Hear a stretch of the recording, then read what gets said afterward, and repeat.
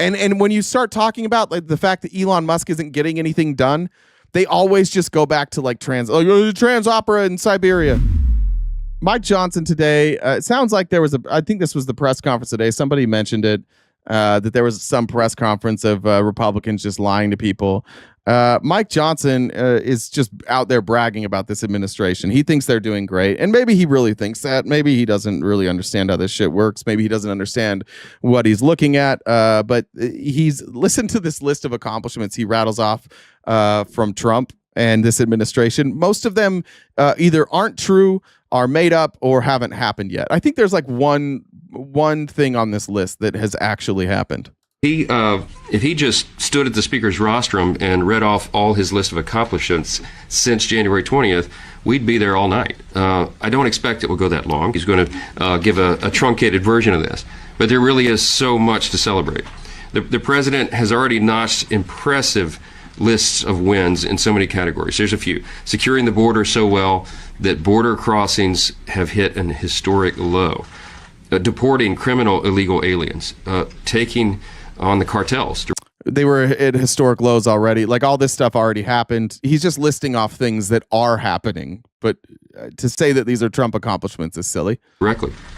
Standing up to terrorists, bringing hostages back home, working to secure peace around the globe, ending the weaponization of government, bringing investments and jobs back to the U.S., unleashing American energy. None of those are those are just things like that he is saying, right? Those are just things Trump says, like standing up to terrorists. Have we not done that before? Bringing energy, bringing back American energy. We were at all-time highs. Like he's just saying, like these are just talking points, not talking points, like campaign slogans. He's just like rattling off campaign slogans here. None of this stuff has happened. Trump should get up there and just rattle this shit off. Go ahead.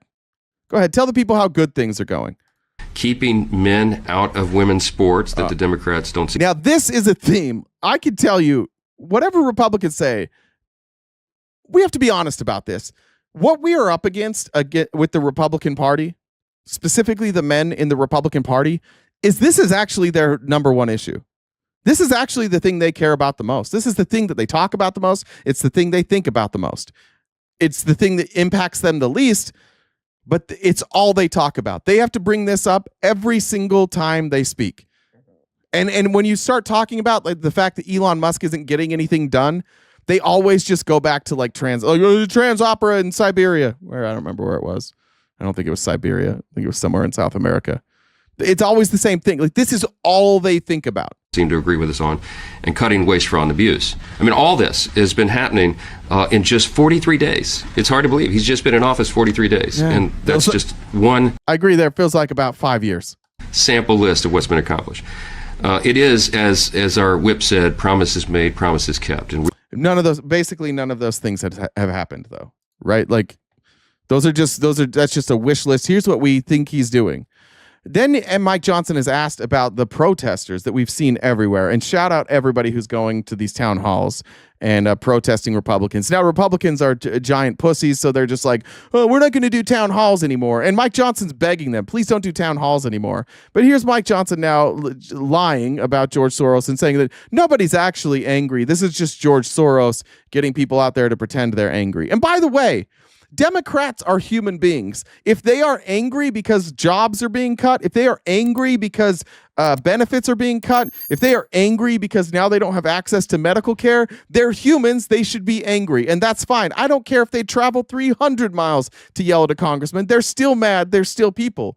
And Republicans just dismiss Democrats as like, you're not real people. Protesters at Republican town halls, and now they're pushing back on, I guess, reporting that there's been discretion that Republicans should hold less town halls. I mean, do you think that that's what your members should be doing? Do you think that they should be Well, look, we've been encouraging our members to communicate directly with their constituents, and they're anxious to do that. There's lots of different ways and forums to do it. You could do it in telephone town halls. You can have small subgroups of people from different industries and segments of the community. We find that to be very, very productive, and more productive than if you just go to an open forum right now. Why? Because we've seen this movie before.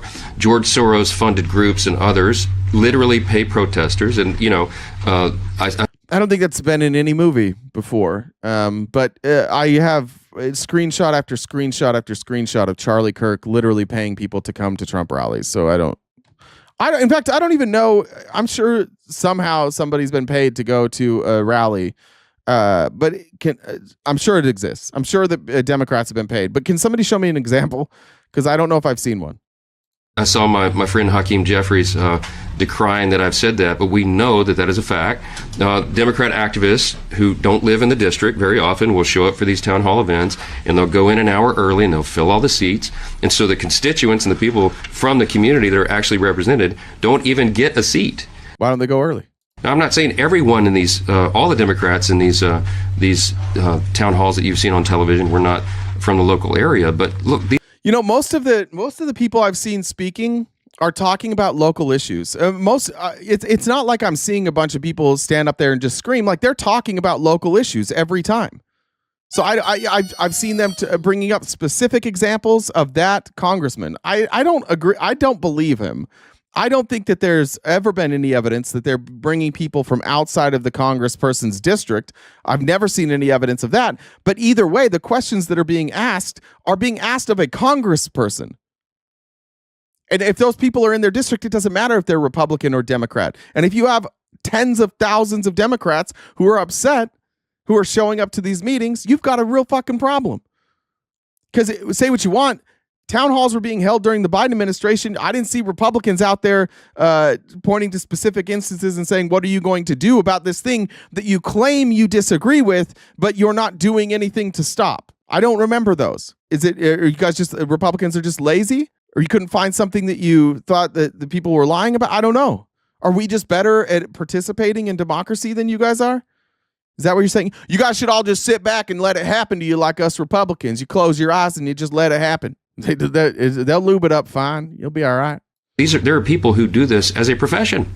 They're professional protesters. So why would we give them a forum to do that right now? The best thing. They're pros. Now they're professional protesters. This is what sucks about our government.